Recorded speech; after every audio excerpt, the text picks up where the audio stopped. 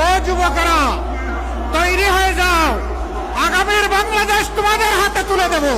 বাংলাদেশের ককপেটে তোমরা থাকবা, আমরা প্যাসেঞ্জার হয়ে তোমাদের পিছনে বসে আল্লাহর শুকরিয়া আদায় করব।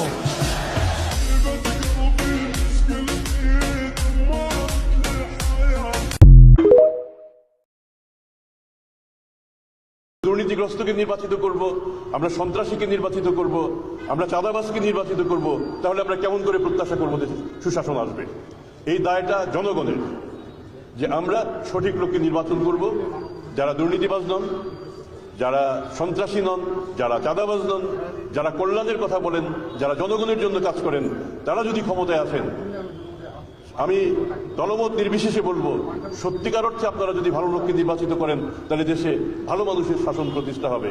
আর ভালো মানুষের শাসন যদি প্রতিষ্ঠা হয়, আমার মনে হয় দুর্নীতি দমন কমিশন।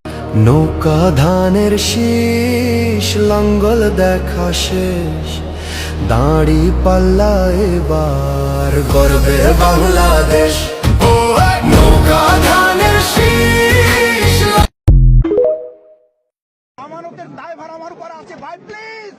প্রসিজার আছে, ওনাকে প্রত্যাহার করার জন্য তো আপনাকে সময় দিতে হবে। ভাই আমার অভিযান হয়েছে 3 দিন হয়ে গেছে, জানেন, সার্কেল জানেন, ওনাকে স্ক্রিনশট দিয়েছি। এখন তো ওনারা দায়িত্ব ভাই আমি বলি একটু স্ক্রিনশট দিয়েছি, কিসের ভিত্তিতে, কোথা থেকে, কে কল করেছে, সমস্ত ডকুমেন্টস আমরা প্রশাসনের হাতে দেওয়ার পর আজকে 4 দিন। Why not execution? কারণ আপনারাও মনে করতেছেন জামাত ইসলামী এরা ভদ্র একটা দল, যা বলা হবে তাই তারা শুনবে, কিন্তু আমার এই 3.5 লক্ষ আমানতের দায়ভার আমার উপর আছে ভাই, প্লিজ। আমার দাদু জানে জাদু, দাদু এবার সরকার, দাদু শুধু নয় জামাতের, দাদু সবার জনতার।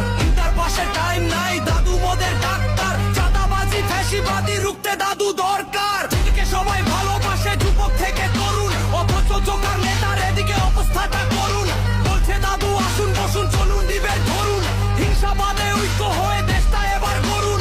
বলছে এখন দাদুর ক্রেজ, চলছে গণজোয়ার, দাদু মোদের ভীষণারি, আইকিউ নয় লোয়ার। দাদুর কাছে ক্ষমতা নয়, জনতাটাই পাওয়ার। সময় এসেছে দাদুর সাথে নয়া বাংলা। বলেন আমার কি করবেন বলেন। আমি থাকতে পারবো না এলাকা, কি হইছে ভাই, কথা কম করবেন। কার এলাকা কি কইছি কোন কোন না, আবার কোন এলাকা থাকতে দিবেন না? কয়দিন পরে কি হইছে? বিএনপি কি দেশ শাসন করে নাকি? হ্যাঁ কি হইছে? বিএনপি কি ক্ষমতায় পড়ছে? এলাকায় থাকতে দিবেন না? এলাকা কারো বাপের কিনা? হ্যাঁ কি হয়ে গেছেন আপনারা? বিএনপি কি মা বাপ দিকে এলাকার, বাংলাদেশের এলাকা থাকতে দিবেন? এটা আমার জন্মস্থান, আমি এনে ব্যবসা করি, এনে খাই, এনে উঠি বসি, সবকিছু এনে। বিএনপি কি চাঁদাবাজ, অন্যায়কারী, জুলুমকারী, কোনো কথা হইব না, সাউন্ড হইব না।